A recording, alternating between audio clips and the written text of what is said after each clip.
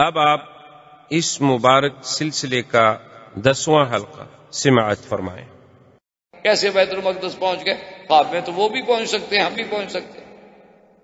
تو لہذا اگر یہ خواب ہوتا تو پھر کبھی ابو جہل اور اس کی برادری حضور سے آ کے یہ تو نہ پوچھتے کہ اچھا حضور ہمیں بیت المقدس کی نشانیاں بتاؤ، ہمیں آپ یہ بتلائیں کہ راستے میں آپ نے ہمارا کوئی قافلہ دیکھا تھا۔ یہ خواب والے سے کوئی پوچھتا ہے؟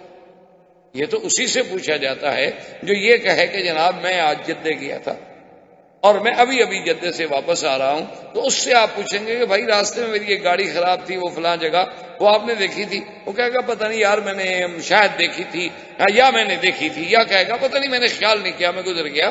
جب گیا ہو آیا ہو تو پوچھیں گے نا۔ اگر وہ کہے میں نے خواب میں جدہ دیکھا ہے تو اس سے آپ پوچھیں گے کہ راستے میں میری گاڑی کھڑی تھی، وہ دیکھی تھی آپ نے؟ وہ کہتا ہے میں نے خواب دیکھا ہے، آپ راستے کی بات پوچھ رہے ہیں۔ تو کہتے ہیں کہ اگر یہ خواب ہوتا تو پھر کسی قسم کا آگے شور نہ ہو۔ دو باتیں۔ اور تیسری دلیل ان کی یہ ہے، وہ کہتے ہیں کہ بی بی عائشہ کی حدیث جو ہے، اسی لیے میں نے عرض کیا تھا نا کہ جب بھی کسی امام کا قول پڑھیں فوری طور پر اس کے بارے میں رائے نہ دیا کریں، یا تو آپ کو اللہ نے اتنا بڑا علم دیا ہو کہ آپ اس امام سے بھی بڑے ہوں، پھر تو اس کے علم پر بحث کریں نا۔ اور اگر ہم پرائمری کے طالب العلم بھی نہ ہوں اور ایم اے کے سوالات حل کرنے شروع کر دیں تو پھر جو نتیجہ نکلے گا وہ ظاہر ہے۔ جیسے آج کل ماشاءاللہ ایک رواج ہو گیا نا، کسی سے آپ کہیں وہ کہتا جی چھوڑو جی، دین کو ہم اچھی طرح سمجھتے ہیں، دنیا کو نہیں سمجھتے بیچارے۔ اس میں پوچھتے ہیں اچھا جس طرح میں نے دکان کا ذرا کوئی طریقہ تو بتاؤ۔ اس میں بیچارے ہر وقت محتاج ہیں سیکھنے کے، لیکن دین میں ماشاءاللہ سب سے تاب۔ تو بہرحال وہ کہتے ہیں کہ جناب بات یہ ہے کہ سمجھیں کہ بی بی عائشہ نے جو حدیث بیان فرمائی ہے، بی بی عائشہ سچ کہتی ہیں، اور سیدنا معاویہ نے جو حدیث بیان فرمائی وہ بھی سچ کہتے ہیں، کیونکہ نہ بی بی عائشہ جھوٹ بول سکتی ہیں نہ سیدنا معاویہ جھوٹ بول سکتے ہیں، وہ بھی دونوں سچے۔ کیا مطلب؟ انہوں نے کہا پہلے یہ دیکھو کہ بی بی عائشہ کی حدیث کے الفاظ یہ ہیں کہ میں نے اپنے بستر سے حضور کو جدا نہیں پایا، تو پہلے بی بی عائشہ حضور کے گھر بھی تو آئے نا، بیوی تو بنے، تبھی بستر پہ حضور لیٹیں گے نا۔ تو اس کی شادی بھی ہوئی ہے ہجرت کے بعد اور معراج ہوا ہجرت سے پہلے۔ سمجھ آ رہی ہے بات کہ نہیں؟ بی بی عائشہ کی شادی ہوئی مدینہ منورہ میں، اور میرے آقا کا معراج ہے مکہ مکرمہ میں ہجرت سے 1.5 سال پہلے۔ تو بی بی عائشہ کا یہ کہنا اس کا مطلب ہے وہ کسی اور معراج کی بات کر رہی ہے۔ حضور کو مدینہ منورہ میں بھی کوئی معراج ہوئے ہیں روحانی، جس کے بارے میں بی بی عائشہ کہہ رہی ہے کہ بھئی حضور کا بدن مبارک تو میرے بستر پہ تھا، وہ سچ کہہ رہی ہے، لیکن یہ کوئی اور معراج ہے، یہ معراج نہیں جس کا ذکر اللہ کے قرآن میں ہے، یہ تو ہجرت سے پہلے کا معراج ہے، اور اس وقت تو بی بی عائشہ بیوی نہیں، تو وہ کیسے کہہ سکتی ہیں کہ حضور میرے بستر پہ نہیں تھے؟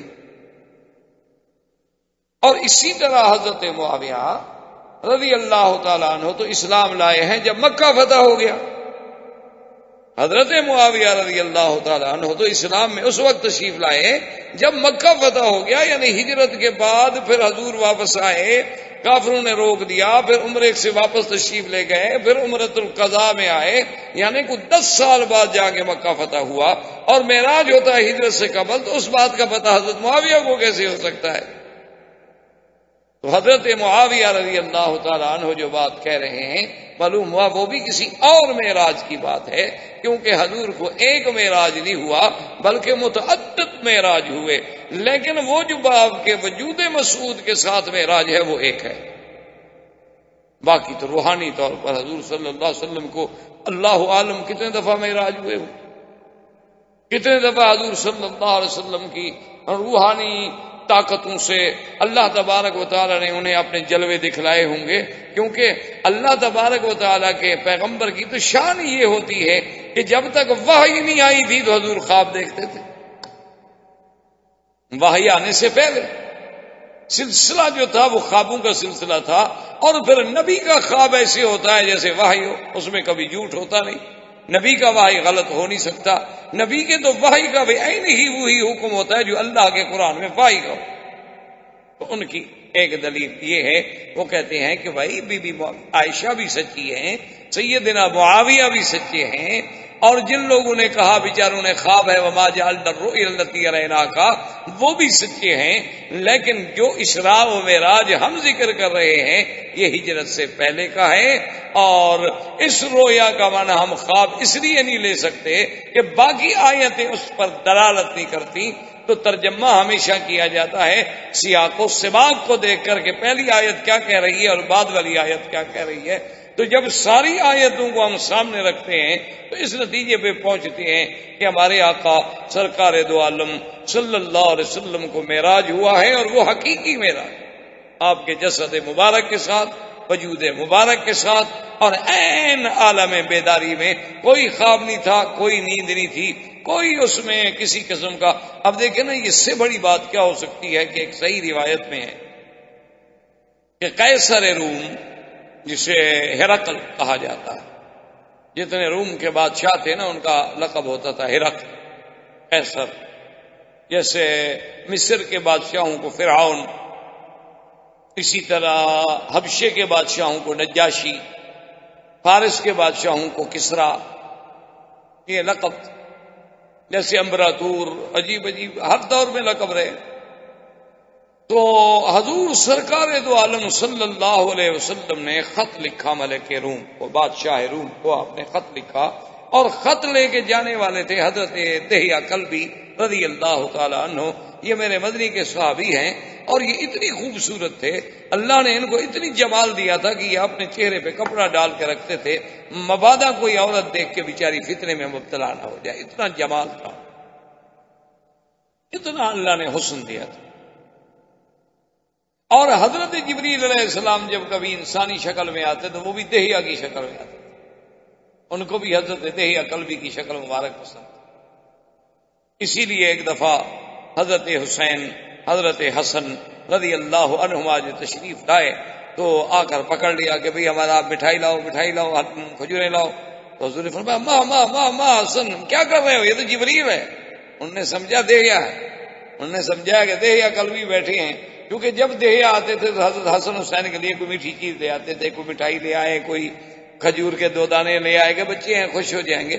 تو وہ جو کھیلتے ہوئے آئے تو آگے دیکھا، انہوں نے سمجھا دہیہ، ان کو کیا پتا کہ جبریل ہے۔ حضور نے فرمایا اللہ کے بندے یہ تو جبریل ہے، یہ تو مٹھائی نہیں کھاتا، یہ کھاتا ہی نہیں، کھلاتا بھی نہیں، آپ اس کو نہ چھیڑو۔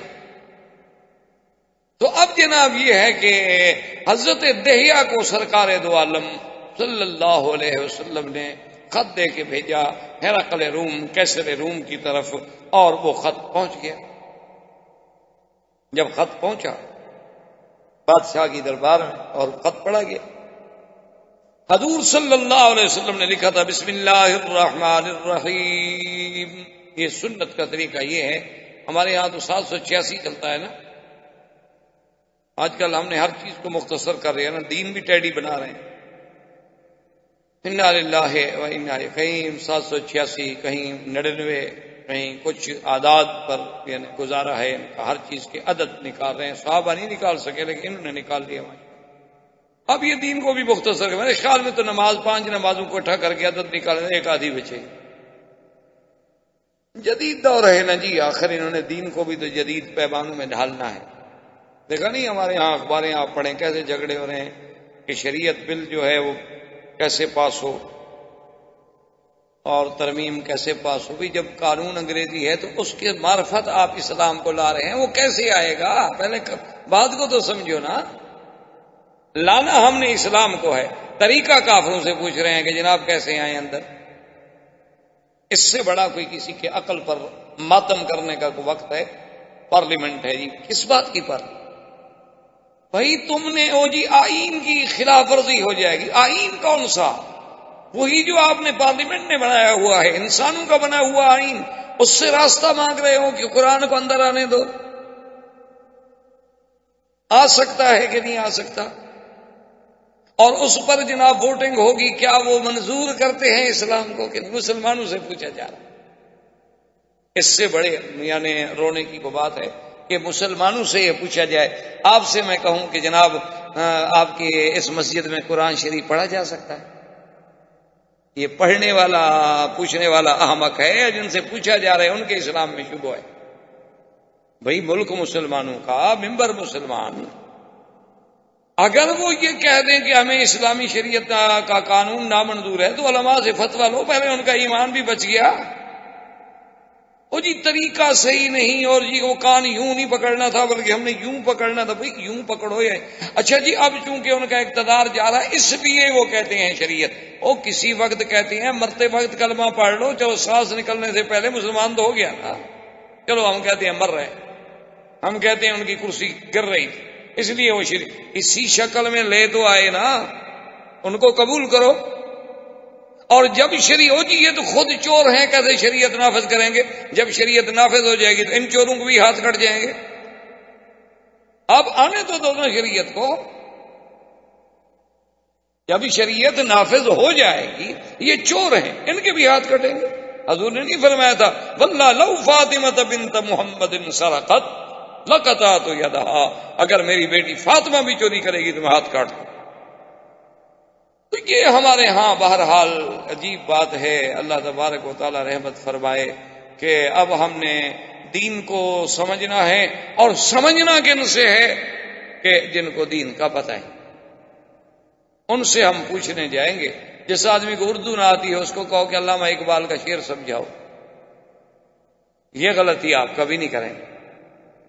میرے پاس آپ کبھی بھی، جتنے ڈاکٹر ہیں میرے ساتھ بڑی مہربانی بھی کرتے ہیں، دوستی بھی کرتے ہیں، محبت بھی کرتے ہیں، میرے پاس کبھی یہ میڈیکل کی کتاب لے کے نہیں آئے مسئلہ پوچھنے کے کہ جی آج ہم نے یہ میڈیکل کا پیرا پڑھا ہے حل نہیں ہو رہا، مولانا آپ اچھے مولوی ہیں مہربانی کریں، کیوں وہ سمجھتے ہیں کہ مولوی صاحب کوئی انگریزی تھوڑی پڑھے ہوئے ہیں یا میڈیکل تھوڑا پڑھے ہوئے ہیں۔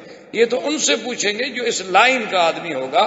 تو تم نے شریعت کا پوچھنا ہے، علماء سے پوچھو گے، دین والوں سے پوچھو گے، جن کو آئین اسلام کے ساتھ کوئی ربط و ضبط ہوگا ان سے پوچھو گے۔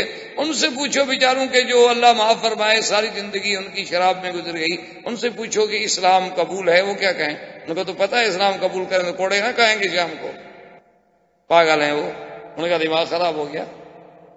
ان کو تو پتہ ہے کہ ابھی ابھی تو ہم جناب طوائفوں کے گھر سے اٹھ کے آ رہے ہیں اجلاس میں شرکت کے لیے، اور اگر اسلام اور شریعت نافذ ہو گئی تو پھر دیکھا نہیں طالبان نے کیسے سیدھا کر دیا۔ اب ہر کوئی کہتا ہے جی بڑے سخت ہیں، بڑے سخت، بھائی سخت ہیں نرم ہیں۔ آپ یہ بتائیں جو علاقہ ان کے پاس ہے وہاں امن ہے کہ نہیں؟ لوگوں کی جان مال آبرو عزت محفوظ ہے کہ نہیں؟ 80% علاقہ ان کے پاس ہے۔ جو لوگ ہمارے علماء وہاں گئے ہیں وہ قسم کھا کے حرم میں مجھے بتا رہے تھے، کہتے خدا کی قسم ہے زندگی میں ہم نے ایسا امن سکون کہیں نہیں دیکھا جو ہمیں وہاں نظر، کہ آدھی رات کو اکیلے عورت جا رہی ہے مجال ہے کہ کوئی بری نظر سے دیکھ لے، اور لوگ بڑے سخت سیخ پا ہیں جی، انسانی آزادی میں دخل دے رہے ہیں کہ کہتے ہیں کہ عورت ڈاکٹر کے پاس بھی بغیر محرم کے نہ جائے۔ نہ جی، ڈاکٹر فرشتے ہیں، ان کے پاس بھیجنا چاہیے بیٹیوں کو اکیلا۔ ڈاکٹر تو معصوم ہوتے ہیں، وہ بیچارے کبھی گناہ کر سکتے ہیں، ڈاکٹر تو پاک صاف لوگ ہیں، ان کے ہاں تو گناہ کا تصور ہی نہیں ہوتا۔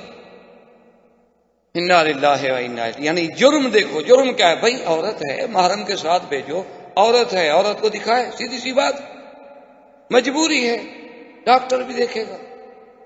لیکن اسلام اس کو یہ کہتا ہے کہ اگر مثلا 1 انچ کا زخم ہے تو ادھر ادھر کپڑا ڈال کے وہی چیز کاٹو، بس وہی چیز دیکھو، باقی بدن دیکھنے کا تمہیں حق نہیں ہے۔ انگریز نے جتنے آپ کے کپڑے بنائے، ڈریس بنائے، دیکھا نہیں کٹے ہوئے ہوتے ہیں کہ اتنی جگہ ظاہر کرو، یعنی کافر کو احساس ہے۔ آپ دیکھ رہے ہیں جو مریضوں کے کپڑے ہیں، آپ تو زیادہ بہتر جانتے ہیں نا، میں تو نہیں جانتا ان چیزوں، یعنی ان کو بھی احساس ہے کہ اتنا جگہ تاکہ کھولی جائے، بھائی جہاں ہمیں ضرورت ہے، کوئی ہم نے جسم تو نہیں دیکھنا۔ پھر آپریشن تھیٹر ہے، موت ہے، اسی پھٹے پہ ہم نے بھی مرنا ہے۔ اس وقت کوئی تصور بھی ہو سکتا ہے نعوذ باللہ کسی گناہ کا، وہ جب مجبوری ہو، ورنہ یہ کہاں لکھا ہوا ہے کتاب میں کہ عورت کے پاس آ کے، ڈاکٹر کے پاس آ کے عورت اپنا منہ کھول کے بیٹھ جائے اور کشف ہو رہی ہے، سینہ کھولو، کپڑا کھولو، ڈاکٹر صاحبان نے تو جناب پھر پتہ نہیں کہاں کہاں ہاتھ رکھنا ہوتا ہے۔ اس لیے یہ باتیں اصل بات دیکھنا چاہیے۔ خلاصہ، ملک فیصل مرحوم اپنے پرانے دور میں ایک دفعہ برطانیہ کے دورے پہ تشریف لے گئے تو وہاں انہوں نے یہ اعتراضات کیے، جی ہاتھ کاٹے جاتے ہیں اور کوڑے مارے جاتے ہیں، یہ تو بڑی سخت سزائیں ہیں، تو مرحوم کو تو پتا تھا ملک فیصل ایک مدبر انسان تھا، اللہ اس کی قبر پہ کروڑوں رحمتیں فرمائے، بڑا پڑھا لکھا، بڑا مفکر اور عالمی مدبرین میں سے ایک مدبر شخص تھا۔ تو وہ سارے اعداد و شمار پہلے ساتھ لے گئے تھے، ان کو تو پتا تھا کہ یہ سوالات ہوں گے۔ انہوں نے کہا کہ جناب آپ مہربانی فرما کر مجھے یہ بتائیں، میں پورے برطانیہ کے نہیں پوچھتا، یہ صرف آپ کے لندن کے اعداد و شمار ہیں کہ ایک سال میں کتنے زنا ہوئے، کتنے ڈاکے پڑے، کتنی چوریاں ہوئیں، کتنی ناجائز حمل گرائے گئے، کتنی حرام کے بچے ملے، یہ ایک شہر کے آپ کے سال کے اعداد ہیں، اور یہ میرے پورے ملک کے سال کے اعداد و شمار ہیں، آپ گن لیں کون سا قانون اچھا ہے؟ آپ مجھے بتائیں، سخت نرم کو چھوڑیں، آپ مجھے یہ بتائیں کہ وہ قانون اچھا ہے کہ جہاں پہ 5 لاکھ عورتیں حاملہ بالزنا ہوں 11 سال سے 13 سال کی عمر تک، وہ قانون اچھا ہے؟ یا وہ قانون اچھا ہے جو عورت کی عزت کا محافظ ہو؟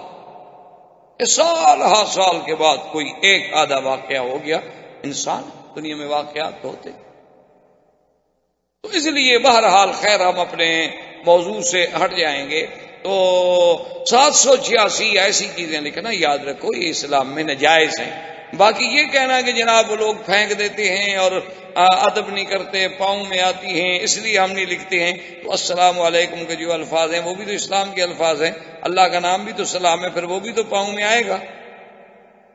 سلام مسنون آپ لکھتے ہیں، ورحمۃ اللہ وبرکاتہ آپ لکھ رہے ہیں، قبلہ و کعبہ آپ لکھ رہے ہیں، تو وہ بھی تو پاؤں میں آئیں گے۔ پھر کس لفظ کو بچاؤ گے؟ تو جس نے احترام کرنا ہے سب کا کرے گا، جس نے نہیں کرنا کسی کا بھی نہیں کرے گا، ایک اصولی سی بات۔ تو بہرحال کہنے کا مقصد میرا یہ تھا جناب کہ وہ جب دہیا قلبی خط لے کے گئے تو خط تھا بسم اللہ الرحمن الرحیم من محمد الرسول اللہ الی قیصر الروم والسلام علی من اتبع الہدی۔ اور یہ خط کا طریقہ ہوتا ہے کہ پہلے بسم اللہ لکھیں پھر اپنا نام لکھیں تاکہ کھولنے والے کو فوراً پتہ لگے کس نے بھیجا ہے، وہ بیچارہ آخری صفحے تک نہ اپنا ٹینشن میں رہے کہ پتہ نہیں کس کا ہے، شاید دیکھو نیچے دیکھو، اچھا پڑھوں کہ نیچے دیکھوں۔ اب 4 صفحے کا خط ہو تو ویسے بھی پڑھتے پڑھتے آدمی کے لیے وقت چاہیے، تو اس لیے ہمیشہ قید ہے۔ اب دیکھ لیا اچھا بھی کس کا ہے، محمد بکی کا ہے، میں سمجھ گیا ضروری ہے میں پڑھ لوں گا، نہیں تو اچھا بھی بعد میں دیکھ لوں گا، مجھے پتہ ہے عام تم نے لکھا ہوگا فلاں بات ہو۔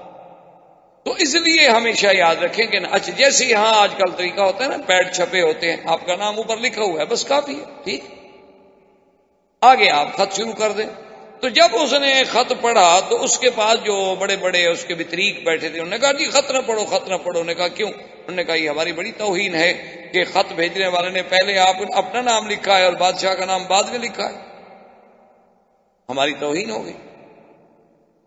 تو قیصر روم نے کہا، اس نے کہا چیخنے کی ضرورت نہیں ہے، کوئی توہین نہیں، ہر ملک کے اپنے آداب ہیں، ہر قوم کے خط لکھنے کے اپنے آداب ہیں، تم اس پہ کیوں لڑتے ہو بھائی؟ خیر وہ چپ ہو گئے۔ خط پڑھنے کے بعد اس نے کہا کہ اچھا کہ اپنے بطاریق سے کہ وہ جو انجیل ہمارے خزانے میں محفوظ چلی آ رہی ہے جس پر ہمارا ہر بادشاہ مہر کرتا ہے وہ نکالو، اس میں ہم دیکھیں کہ محمد رسول اللہ کے بارے میں انجیل کیا کہتی ہے۔ اب وہ جو تھے نا اس کے مطالقہ یعنی اس دور کے پادری یا مولوی جو بھی سمجھ لیں، انہوں نے کہا کہ نہیں اس کتاب کو تو نہ کھولیں، ان کو پتا تھا نا کہ کتاب کھل گئی تو پھر تو حقائق کھل جائیں گے، اور ہم نے تو بادشاہ کو اندھیرے میں رکھا ہوا ہے، حق بات پر تو کوئی نہیں پہنچنے دیتا، اگر حق دکھا دیا جائے تو جھگڑا ختم ہو جائے، جھگڑے مٹ جائیں۔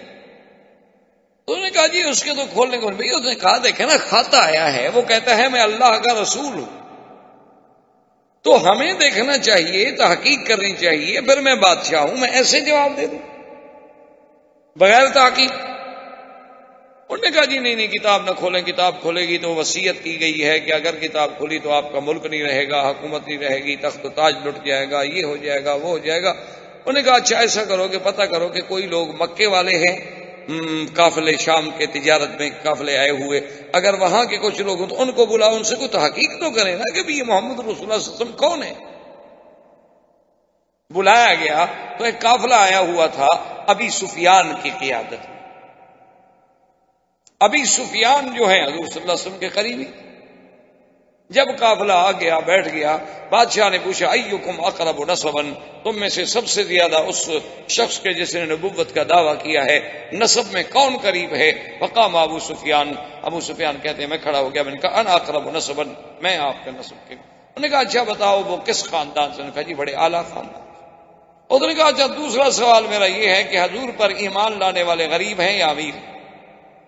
اس نے کہا ایمان لانے والے جی بس سارے غریب ہیں جی، وہ تو سارے مزدور، غلام، عبد، بڑے لوگ تو کوئی بھی ان کے ساتھ نہیں ہے۔ انہوں نے کہا نبیوں کی شان یہی ہوتی ہے، ان کا ساتھ ہمیشہ غریب ہی دیتے ہیں، حق کا ساتھ غریب ہی دیتا ہے، حق کا ساتھ کبھی سرمایہ دار نہیں دیتا الا قلیل۔ اچھا انہوں نے کہا کہ یہ بات بتاؤ جو لوگ ایک دفعہ مسلمان ہو جائیں وہ اس کو چھوڑ بھی جاتے ہیں؟ انہوں نے کہا جی چھوڑتے نہیں ہیں، وہ اصل میں جادوگر ہے نا جی۔ انہوں نے کہا نہیں میں آپ سے یہ نہیں پوچھ رہا کہ جادوگر ہے یا نہیں، جو میں سوال کروں میرے سوال کا جواب۔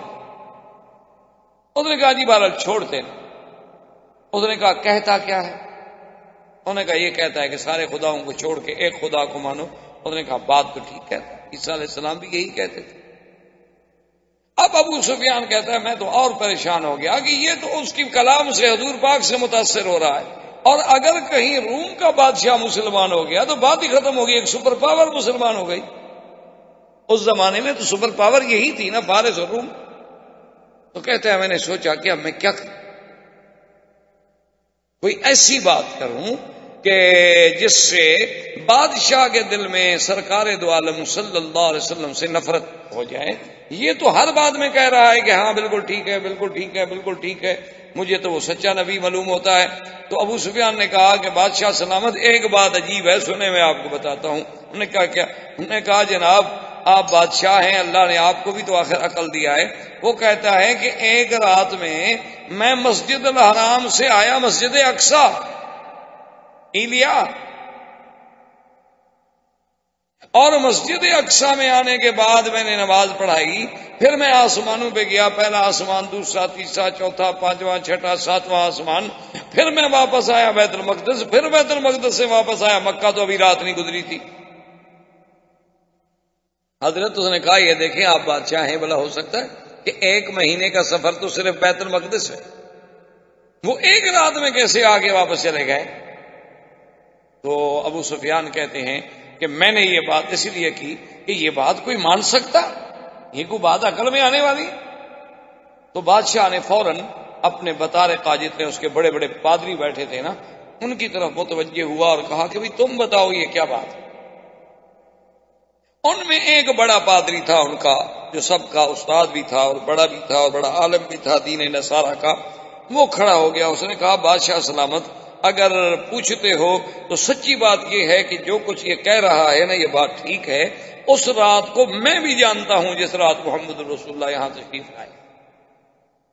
کہا تم کیسے جانتے؟ کیف علمت؟ من این علمت؟ من این علمت کہ ان محمد صلی اللہ علیہ وسلم قادم من المسجد الحرام الى المسجد الاقصی؟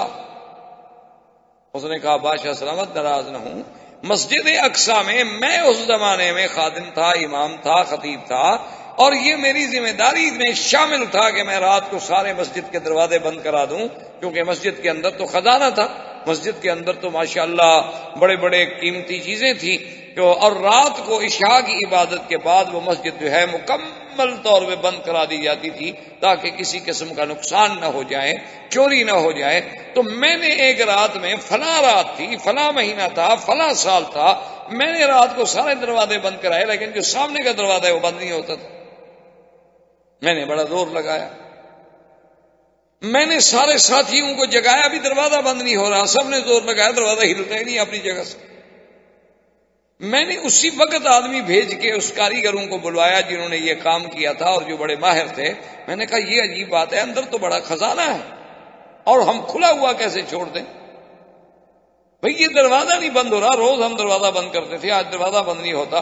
انہوں نے بھی آگے زور لگایا، ادھر دیکھا، ادھر دیکھا، نیچے دیکھا، اوپر دیکھا۔ انہوں نے کہا کہ حضرت بات یہ ہے کہ یہ دروازہ آج رات تو بند نہیں ہو سکتا، معلوم یہ ہوتا ہے کہ اوپر کی دیوار جو ہے وہ سلپ کر کے اس کے اوپر بیٹھ گئی، تو وہ وزن اتنا پڑ گیا ہے، اس کی وزن کی وجہ سے یہ نہیں ہل سکتا، اسی طرح رہے گا۔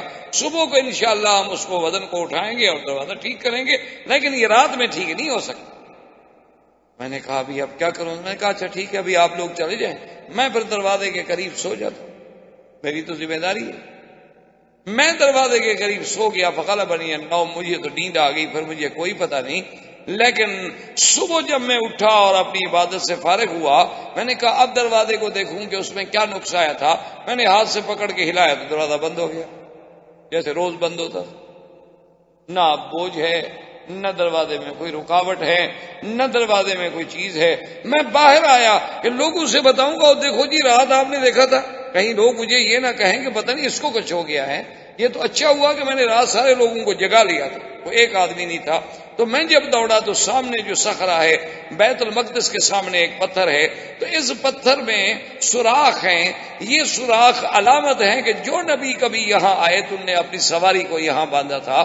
تو اس نے کہا کہ بادشاہ سلامت، میں نے اس پتھر پہ غور کیا تو وہاں ایک نیا سوراخ پایا گیا، اور وہی بات یہ کہہ رہا ہے کہ وہاں جبریل نے براق کو باندھا تھا۔ تو معلوم ہوتا ہے کہ محمد رسول اللہ سچ کہہ رہے۔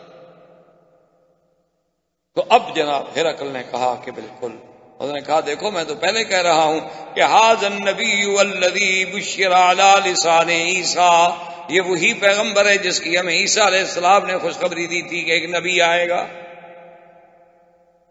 ایک نبی آئے گا جس کا نام محمد مصطفیٰ ہوگا، جس کو اللہ نے قرآن میں بھی ذکر وَمُبَشِّرًا بِرَسُولٍ یَأْتِی مِن بَعْدِ اسْمُهُ احمد، کہ حضرت عیسیٰ ابن مریم نے خوشخبری دی کہ میرے بعد ایک نبی آئے گا جس کا نام احمد مصطفیٰ ہوگا۔ انہوں نے کہا یہ وہی نبی، اور کہنے لگا واللہ، بادشاہ کیسر کہتا ہے واللہ مجھے خدا کی قسم ہے، اگر میں اس جگہ ہوں جہاں وہ محمد مدنی موجود ہے تو میں تو ان کے پاؤں کو دھو کے وہ پانی پی لوں، میں تو ان کا خادم بن جاؤں، میں تو ان کا غلام بن جاؤں۔ بس یہ کہنا تھا کہ پوری کیبنٹ میں شور ہو گیا۔ انہوں نے سمجھا بادشاہ تو گیا، بادشاہ تو ہاتھ سے گیا۔ انہوں نے کہا یہ کیا ہے جی، آپ کیا کر رہے ہیں اور دین عیسیٰ کو آپ چھوڑ رہے۔ بادشاہ نے دیکھا کہ جب اپنے پر آئے سارے مخالف ہو گئے ہیں تو بادشاہ سمجھدار تھا، انہوں نے کہا کیا کر رہے ہو، میں تو تمہارا امتحان لینا چاہتا تھا کہ تم اپنے عقیدے پہ کتنے سچے قائم ہو، میں تو تمہارا امتحان کر رہا ہوں، یہ تھوڑا ہے کہ میں مسلمان ہو رہا ہوں یا میں نے محمد مصطفیٰ کا کلمہ پڑھ لیا ہے، میں تو صرف آزمائش کرنا چاہتا تھا اس کی تعریف کر کے کہ کیا تم اپنے دین پہ قائم رہتے ہو کہ بھٹک جاتے ہو۔ انہوں نے کہا اچھا غلطی ہو گئی۔ فخروا سجدا، سب سجدے میں گر گئے، اور بادشاہ سلامت ہمیں معاف کر دیں، ہم نے بڑے سخت لفظ بھی کہے آپ کو۔ انہوں نے کہا نہیں کوئی بات نہیں۔ تو انہوں نے سوچا اپنی سلطنت بچانی ہے تو پھر تو مجھے اسی دین پہ رہنا ہوگا، ورنہ یہ سارے بطارقہ اور سارے لوگ جو ہیں مخالف ہو جائیں گے تو پھر میری سلطنت قائم نہیں رہے گی۔ لیکن مقصد بیان کرنے کا یہ تھا کہ ان کو بھی یہ تصدیق کرنی پڑی کہ حضور کا معراج حقیقی تھا، سیر حقیقی تھی، اور حضور براق پہ تشریف لے گئے۔ اگر خواب ہوتا یا صرف روحانی سفر ہوتا اس کے لیے نہ سواری کی ضرورت تھی، نہ وہاں جا کر سواری کو باندھنے کی ضرورت تھی، نہ دروازے کھلے رکھنے کی ضرورت تھی۔ روح تو کہیں بھی چلی جاتی ہے، آپ مکان بند کر لیں، بندہ مر جائے تو روح تو جاتی ہے، نکل جائے گی، اس کے لیے تو کوئی آپ کے دروازے کھولنے کی ضرورت پیش نہیں آتی۔ روح تو اتنی لطیف چیز۔ اس لیے اب راجع قول یہ ہے جمہور کا کہ حضور سرکار دو عالم صلی اللہ علیہ وسلم کا اسراء بھی حق ہے، معراج بھی حق ہے، اور وہ ہوا بھی آپ کے وجود مسعود کے ساتھ ہے، جاگتے ہوئے خواب نہیں ہے۔ زندگی باقی تو انشاءاللہ بات باقی، واللہ تعالی عالم وعلمہ اتم۔ برادران اسلام، محترم بھائیو، عزیز نوجوانوں، جیسا الحمدللہ آپ کو علم ہے کہ ہمارا یہ سلسلہ دروس جو ہے وہ سیرت نبی صلی اللہ علیہ وسلم سے متعلق ہے، اور سیرت پاک کے ابتدائی احوال سے لے کر قبل بعثت اور زمانہ ولادت، زمانہ رضاعت، زمانہ شباب، زمانہ بعثت، زمانہ دعوت، معارضہ کفار، تعذیب مسلمین، ان تمام مراحل کو ہم الحمدللہ سلسلہ وار بیان کر چکے ہیں، اور پچھلے درس میں بھی آپ کو یاد ہوگا کہ اسراء و معراج کے مسئلے پر ہمارا درس تھا، اور اس کا خلاصہ یہ ہے، میں نے عرض کیا تھا کہ علماء کا اختلاف ہے کہ حضور صلی اللہ علیہ وسلم کا یہ معراج مبارک جو ہے یہ روحانی ہے، یعنی یہ خواب تھا، یا یہ جسمانی ہے کہ حضور صلی اللہ علیہ وسلم کو عالم بیداری میں روح مال جسد کے ساتھ اسراء بھی اور معراج بھی ہوا۔ اس میں علماء کے اقوال میں نے عرض کیے تھے، سیدہ عائشہ صدیقہ رضی اللہ تعالیٰ عنہ کی حدیث عرض کی تھی، سیدنا معاویہ رضی اللہ تعالیٰ عنہ کی روایت اور ان کا قول اور ان کی تحقیق نقل کی تھی، اور اس کے بعد جمہور کا فیصلہ عرض کیا تھا کہ یہ بات اب متفق علیہ ہے جمہور کے نزدیک کہ حضور صلی اللہ علیہ وسلم کا معراج مبارک جو ہے وہ جسمانی ہے اور عالم بیداری میں ہوا ہے۔ وما جعلنا الرؤيا التي أريناك، تو رؤیا سے مراد رؤیا منام نہیں بلکہ رؤیا سے مراد رؤیا العین ہے کہ سرکار دو عالم صلی اللہ علیہ وسلم نے جاگتے ہوئے اپنے وجود مبارک کے ساتھ یہ سارا سفر طے فرمایا، اور یہ عظیم معجزہ ہے میرے پاک نبی صلی اللہ علیہ وسلم کا، کیونکہ آپ کے معجزات کی قسمیں ہیں، بعض معجزات علوی ہیں، بعض معجزات جو ہیں وہ عالم سماوات سے تعلق رکھتے ہیں، اور بعض عرضی ہیں جو عالم عرض سے تعلق رکھتے ہیں۔ تو یہ بات تو اب ہم نے محقق پڑھ لی، اتنی بحث صاحب کا درس میں ہو گئی کہ اب اس کو دہرانے کی کوئی ضرورت نہیں ہے کہ حضور کا معراج جو ہے معراج جسمانی۔ اور میں نے عرض کیا تھا کہ معراج کے دو حصے، ایک ہے اسراء اور ایک ہے معراج۔ یہ عام طور پر ہمارے بھائی بوجہ کم علمی کہہ دیتے ہیں حضور کو معراج ہوا، حضور کو معراج ہوا، مکے سے معراج ہوا، یوں بات نہیں ہے۔ اصل تو مکہ سے جو سفر ہے بیت المقدس تک یہ اسراء ہے، اور معراج کا جو سفر ہے وہ بیت المقدس سے شروع۔ اب اسراء کے بارے میں پھر روایات کہ حضور صلی اللہ علیہ وسلم کو جب سیر کے لیے لے جایا گیا تو آپ کہاں تھے؟ تو ایک روایت مبارک میں یہ ہے کہ آپ بیت ام ہانی میں تھے، اور ایک روایت مبارک یہ ہے کہ ان بئر زمزم، کہ آپ زمزم کے کنویں کے قریب لیٹے ہوئے تھے، اور ایک روایت مبارک میں ہے کہ اند الحتیم، یہ جو کعبہ شریف کے ساتھ چھوٹی سی جگہ ہے حتیم جسے کہتے ہیں، آپ تو یہاں رہتے ہیں آپ کو پتہ ہے، تو یہ حتیم کے اندر تھے، اور یہیں سے پھر ابتدا ہوتی ہے سیر کی۔ لیکن اللہ کے قرآن نے اس میں ایک ایسی جامع بات کہہ دی ہے کہ پھر اس کے بعد کسی چھوٹی موٹی بحثوں میں ہمیں پڑھنے کی ضرورت نہیں۔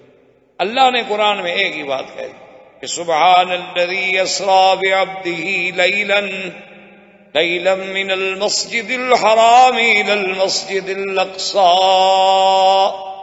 اللہ نے فرمایا ہم نے سیر کرائی اپنے نبی کو، اپنے عبد کو، اپنے پیارے محمد مصطفیٰ صلی اللہ علیہ وسلم کو مسجد الحرام سے۔ بس اب مسجد الحرام جو ہے یاد رکھیں، اس کا اطلاق صرف اس چھوٹی سی مسجد پہ نہیں ہوتا جہاں ہم نماز پڑھتے ہیں۔ حضور کے زمانے میں بھی بہت چھوٹی سی جگہ تھی، حضور صلی اللہ علیہ وسلم کے زمانے میں تو اب جو مطاف ہے جہاں طواف ہوتا ہے یہ بھی بہت بڑی جگہ ہے، اس کا 10واں حصہ تھا، اتنی چھوٹی سی مسجد، صرف کعبۃ اللہ اور کعبۃ اللہ کے ارد گرد جو ہے وہ طواف کی چھوٹی سی جگہ، اور اس کے بعد باقی کنکریاں بچھی ہوئی ہسا۔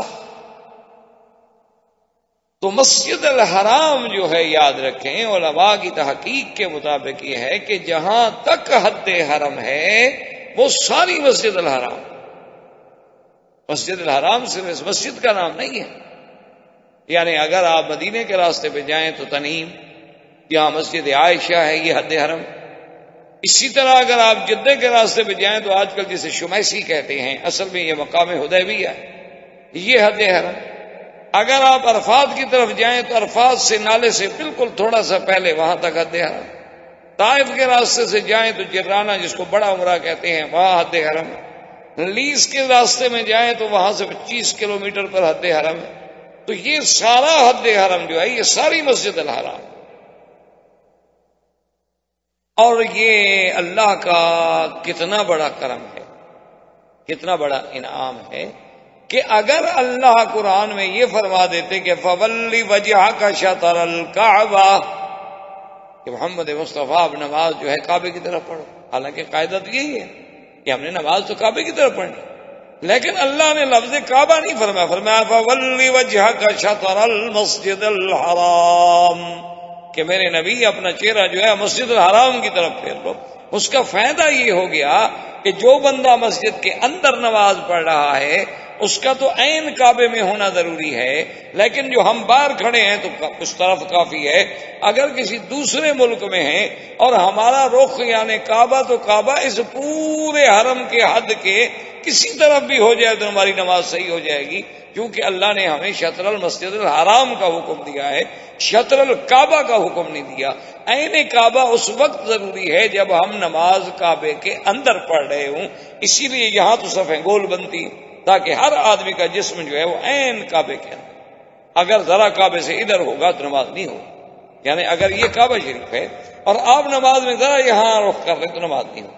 بالکل عین کعبے میں ہونا ضروری کہ ہر طرف سے آدمی کا رخ جو ہے بدن جو ہے بالکل عین کعبے میں ہے. لیکن اگر آپ کسی دوسرے ملک میں ہیں پھر جہت کافی، یعنی یوں سمجھ رہے ہیں کہ مسجد کے اندر والوں کے لیے کعبہ مسجد ہے، شہر والوں کے لیے کعبہ یہ پوری مسجد الحرام ہے، اور باہر والوں کے لیے یہ پورا حرم جو ہے وہ کعبہ ہے. یعنی اتنی اللہ تبارک و تعالیٰ کا انعام اکرام. اسی لیے آپ دیکھیں کہ اللہ نے فرمایا ہدیم بالغ الکعبہ کہ قربانی کا جانور جو ہے وہ کعبے میں جا کے ذبح کرو. اب کون کعبے میں ذبح کرتا؟ قربانی کا جانور آپ مینا میں ذبح کریں، قربانی کا جانور آپ مسلخ میں ذبح کریں گے، آپ مکے کی کسی آخری کونے میں کسی پہلے کونے میں ذبح کریں گے. کعبے میں کون ذبح کرتا ہے؟ لیکن معنی یہ ہے کہ پورا حرم جو ہے جیسے اللہ نے اس کو حرمن آمنا کہا، اسی طرح اس کا نام کعبہ بھی ہے اور اسی طرح اس کا نام مسجد الحرام. یہی وجہ ہے جو آج تک روافض نے، شیعہ حضرات نے ایک بہت بڑا مسئلہ پیدا کیا ہوا ہے کہ حضرت علی مولود خانہ کعبہ، مولود خانہ کعبہ، مولود خانہ کعبہ. وہ شریف آج تک یہ نہیں سمجھے کہ کعبے سے مراد حرم ہے، کعبے سے مراد اللہ کا گھر نہیں ہے. ورنہ یہ آپ نے کبھی دنیا میں دیکھا ہے آپ کے ہاں اگر ولادت ہو رہی ہو تو عورتیں مسجد جاتی ہیں، اسپتال جاتی ہیں؟ یعنی آپ کی عورتوں کو اتنی عقل ہے اور حضرت علی کی والدہ اتنا عقل بھی نہیں رکھتی تھی کہ جب ان کا وقت ولادت قریب آیا تو کعبہ شریف کے اندر چلی گئی. کوئی عقل کی بات ہے؟ یعنی عقل و نقل کے خلاف ایک بات. اصل میں کیا ہے کہ کتابوں میں آیا کہ حضرت علی خانہ کعبہ میں پیدا ہوئے. انہوں نے کہا کہ خانہ کعبہ سے مراد تو یہی کعبہ شریف ہے، اس کا مطلب ہے کہ اندر پیدا ہوئے. پھر انہوں نے روایات ڈھونڈی، اچھا حضرت زید کے بارے میں بھی آیا کہ وہ بھی خانہ کعبہ میں پیدا ہوئے. انہوں نے کہا دیکھو جی حضرت زید بھی اور حضرت علی بھی خانہ کعبے میں پیدا ہوئے. اور پھر وہ دلیل خلافت بنا لی کہ ابو بکر عمر عثمان تو چونکہ کعبے کے باہر پیدا ہوئے، حضرت علی کعبے کے اندر پیدا ہوئے، لہذا خلیفہ حضرت علی ہوئے. یہ باہر والے کیسے خلیفہ بن گئے؟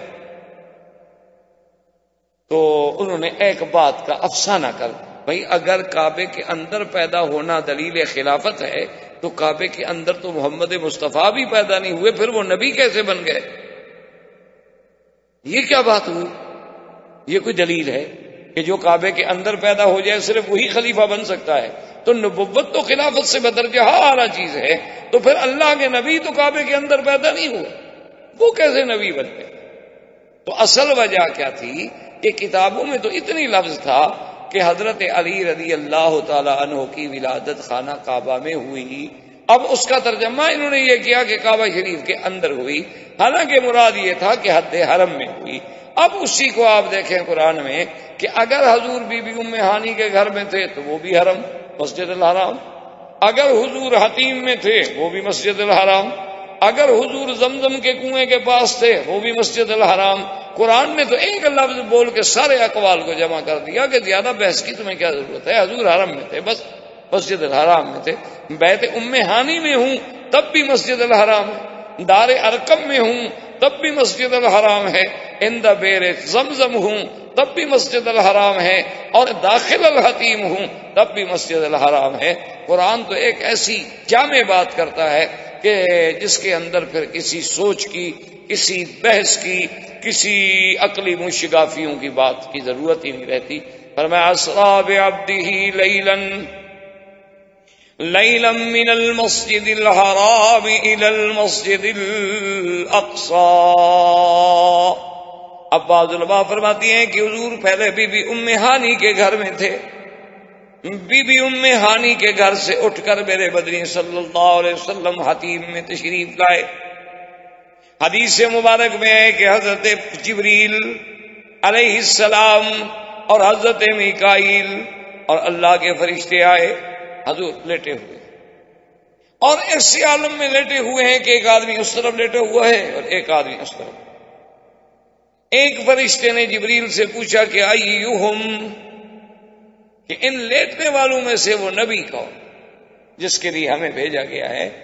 تو اس نے کہا اوسطہم وخیرہم، کہ ان دو کے درمیان جو لیٹے ہیں وہ ہیں محمد الرسول اللہ صلی اللہ علیہ وسلم۔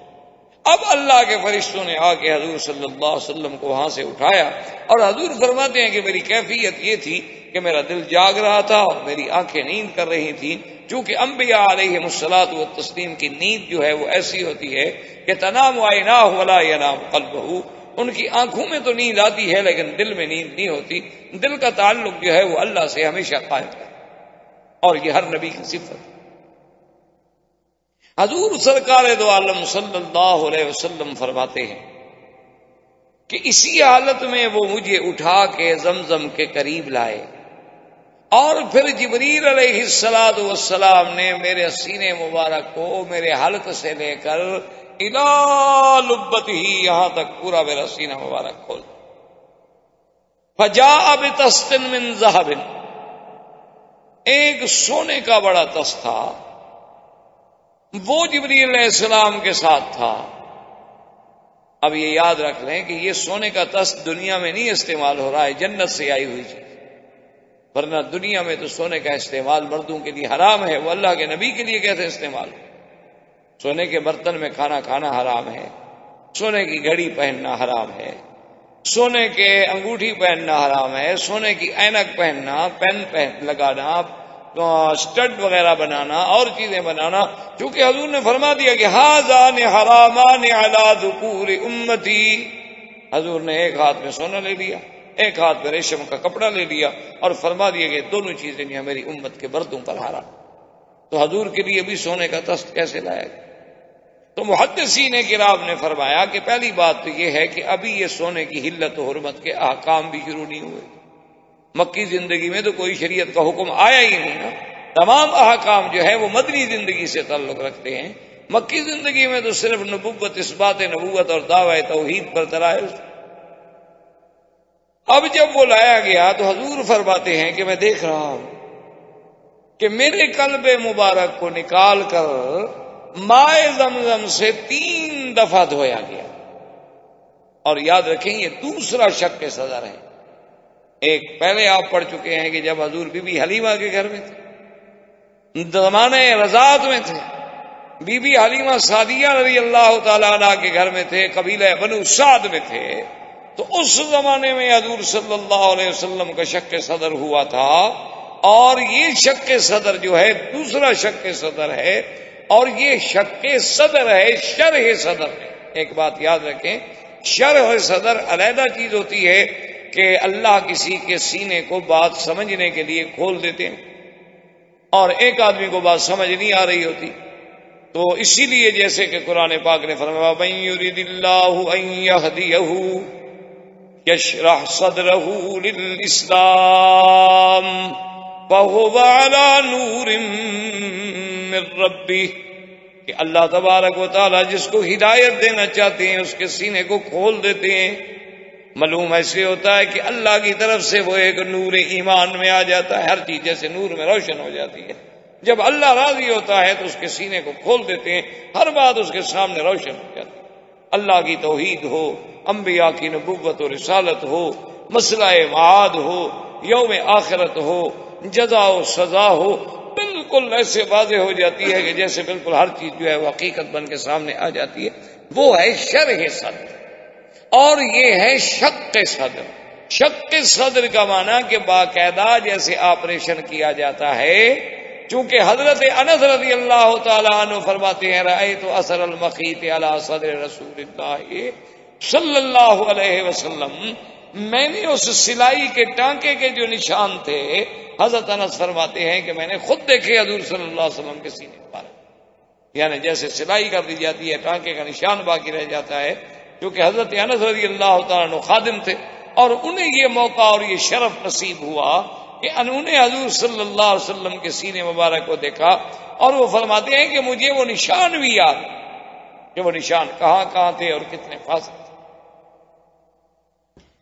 تو حضور صلی اللہ علیہ وسلم فرماتے ہیں کہ جبریل علیہ السلام نے میرے دل مبارک کو مائے زمزم مبارک سے دھویا، اور اس کے بعد ایسے معلوم ہوا کہ ملؤ فی قلبی ایمانا و حکمتا، کہ ایمان اور حکمت کوئی ایک ایسی معنوی چیز تھی جس کو اللہ نے جوہر بنا دیا، اللہ تبارک و تعالی نے جس کو جوہر بنا دیا کہ وہ حضور صلی اللہ علیہ وسلم کے دل مبارک میں بھرا گیا، حتیٰ کہ فرماتے ہیں کہ اس کے اثرات میرے حلقے مبارک تک بھی آئے حضور صلی اللہ علیہ وسلم، اور اس کے بعد انہوں نے میرا سینہ مبارک جو تھا اسی سے میں نے پہلے بھی عرض کیا تھا کہ محدثین کرام اور فقہاء عظام، اصل میں یہی کام ہوتا ہے فقہاء کا کہ وہ حدیث مبارک سے، محدثین کا کام ہوتا ہے حدیثوں کو جمع کر۔ اس لیے ایک بہت بڑے امام کی، بہت بڑے محدث زمان کی بات ہے کہ جب ان کے سامنے مسائل رکھے گئے، حضرت عبداللہ ابن المبارک رحمۃ اللہ علیہ نے مسائل رکھے، اور وہ خدا کی شان ہے کہ پہلے حضرت امام ابو حنیفہ رحمۃ اللہ علیہ سے بہت ناراض رہتے تھے، شدید ناراض ہوتے تھے، امام صاحب کا نام آتا تو غصے میں آ جاتے۔ تو عبداللہ ابن المبارک رحمۃ اللہ علیہ نے چونکہ کچھ دن امام ابو حنیفہ رحمۃ اللہ علیہ سے علم پڑھا، حاصل کیا، تو آپ نے ان کے مسائل جو تھے وہ لکھے ہوئے کچھ کاغذوں پر، متفرق کاغذوں پر، وہ اپنے ساتھ تھے، اور اپنے حدیث کے استاد کی خدمت میں جب آئے تو ان کو یہ تو نہ بتلایا کہ یہ امام حنیفہ رحمۃ اللہ علیہ کی تحقیق ہے، کہا کہ حضرت میں ایک عالم کی خدمت میں گیا تھا، انہوں نے کچھ مسائل پر یہ تحقیق لکھی ہے، میں چاہتا ہوں کہ آپ کی خدمت میں پیش کروں۔ انہوں نے فرمایا ٹھیک ہے دکھاؤ۔ آپ نے وہ کاغذ ان کو دے دیے۔ انہوں نے کہا کہ ابھی تو میرے پاس وقت نہیں ہے، لیکن میں رات ان کا مطالعہ کروں۔ تو حضرت عبداللہ ابن المبارک فرماتے ہیں کہ صبح کی نماز کے بعد جب میں استاد کی خدمت میں آیا تو نے کہا کہ الزم ھذا الرجل، الزم ھذا الرجل۔ انہوں نے کہا کہ عبداللہ ابن المبارک میں تمہیں نصیحت کرتا ہوں کہ جس آدمی نے یہ مسئلے لکھے ہیں نا، اس کا ساتھ نہ چھوڑو، اس کے ساتھ رہو اگر تم نے دین سیکھنا۔ عبداللہ ابن المبارک فرماتے ہیں میں ہنس پڑا۔ انہوں نے کہا عجیب بات ہے، تم کیوں ہنستے ہو؟ میں نے کہا حضرت امام ابو حنیفہ کے لکھے ہوئے جن کو آپ برا سمجھتے تھے، آج مجھے کہہ رہے ہیں کہ آپ اسی کے پاس رہیں۔ میں نے کہا اچھا یہ امام ابو حنیفہ لکھے؟ تو نے کہا، فرمایا کہ ہاں، کہ صحیح کہا ہے کسی نے کہ نحن الصیادلہ وہم الاطباء، کہ بھی ہم محدثین تو ایسے ہیں جیسے ایک سیدری ہوتا ہے فارمیسی میں کہ دوائیں اکٹھی کر کے رکھ دیتا ہے۔ اب دوا دینا جو ہے طبیب کا کام ہے، طبیب فقیہ ہوتا ہے، فقیہ جو ہیں اس کو یہ درجہ ملتا ہے اطباء والا۔ ہمارا کام تو صرف یہ ہے کہ ہم نے حدیث سے رسول مبارک جو ہیں وہ جمع کر کے رکھ دی، لیکن اس حدیث سے مسئلہ کیا نکلتا ہے یہ فقیہ کا کام، یہ ہمارا کام ہے۔ تو اب مسئلہ تو صرف اتنا تھا نا جی، اگر ایک عام آدمی، ایک میرے جیسا طالب علم حدیث پڑھتا تو وہ تو یہی پڑھتا کہ بھی حضور صلی اللہ علیہ وسلم کے سینے مبارک کو کھولا گیا اور آپ کے دل مبارک کو زمزم کے پانی سے دھویا گیا، بس حدیث میں تو اتنا ہے۔ لیکن یہ ان علماء اور فقہاء کا کمال تھا کہ انہوں نے کہا یہ دلیل ہے کہ ماء زمزم افضل من ماء الجنہ، کہ زمزم کا پانی جنت کے حوض کوثر سے بھی افضل ہے؟ انہوں نے کہا یہ دلیل ہے کہ ورنہ جبریل علیہ السلام جب سارا سامان جنت سے لے آئے ہیں تو حوض کوثر سے پانی لانے میں جبریل تھک جاتا، یا جبریل علیہ السلام کو وہاں انہاریں اربع جو ہیں جنت کے اندر 4 نہریں، اس میں سے کسی نہر کے پانی لانے میں کوئی تکلیف تھی تو وہاں سے پانی نہ لے آنا اور زمزم سے پانی لے کر دھونا دلیل تھی اس بات کی کہ چونکہ حضور کا دل مبارک تمام دنیا کے دلوں سے افضل تھا تو اس پانی سے غسل دینا ضروری ٹھہرایا گیا جو سب سے افضل۔ تو اب یہ مسائل جو ہیں یہ فقہا کا کام ہوتا ہے کہ حدیث تو آپ نے بھی پڑھی، میں نے بھی پڑھی، لیکن اس حدیث سے ما یستفاد منہ کہ اس حدیث سے ہمیں کیا کیا فائدہ ہوا، کیا کیا مسائل نکلے، وہ مسائل انہوں نے نکال لی۔ اور اسی طرح اندازہ فرمائیں کہ حضور صلی اللہ علیہ وسلم فرماتے ہیں کہ پھر جبریل نے سلائی کر دی اور اپنا ہاتھ پھیرا تو بالکل مجھے محسوس ہوا کہ بالکل گویا کہ میں جس طرح تھا اسی طرح ہوں۔ ثم اتیت بالبراق، فرماتے ہیں اس کے بعد میرے لیے ایک سواری لائی گئی، وہی طویلۃ، آپ نے فرمایا کہ لمبا قسم کا جانور تھا، اور فرمایا کہ گدھا سے اونچا تھا لیکن خچر سے کچھ نیچے تھا، یعنی بڑا خچر ہو تو اس سے تو کچھ قدم نیچے تھا، لیکن گدھا سے اونچا تھا اور ویسے طویل تھا، دیکھنے میں لمبا تھا اور وسیع الظہر تھا، یعنی اس کی پشت جو ہے وہ بھی چوڑی تھی، اور وہ لایا گیا جس کا نام براق ہے۔ اور یہ بھی حدیث میں موجود ہے، حضور نے فرمایا کہ کان ابیض و سفید تھا۔ اب اسی طرح یاد رکھیں کہ بعض کتابوں میں یہ بھی آتا ہے کہ اللہ پاک نے جیسے قرآن میں ہے الذی خلق الموت والحیات، کہ وہ خدا بند قدوس جس نے موت کو بھی پیدا کیا ہے اور حیات کو بھی پیدا کیا۔ علماء نے فرمایا گویا موت بھی کوئی چیز ہے، کیونکہ موت اگر عدم محض ہوتی تو پیدا کرنے کا کیا معنی؟ پیدا تو کسی شے کو کرو گے نا جو ہو ہی نہ شے، تو کچھ نہ ہو تو کچھ، نہ ہو تو کچھ نہیں ہوتا نا۔ جب کوئی چیز ہوگی تو اسی کو پیدا کیا جاتا ہے۔ تو انہوں نے فرمایا کہ دراصل موت جو ہے وہ بھی کوئی چیز ہے، اس لیے ایک حدیث میں آتا ہے کہ موت جو ہے ان اللہ خلق فی صورت کبش، کہ ایک جیسے یعنی دمبا ہوتا ہے اس نر دمبے کی شکل میں اللہ نے موت کو پیدا کیا۔ وَخَلَقَ الْحَيَاةَ فِي صُورَةِ فَرْسٍ أُنْثَىٰ، اور اللہ نے حیات کو جو ہے ایک مادہ گھوڑی کی شکل میں پیدا کیا ہے۔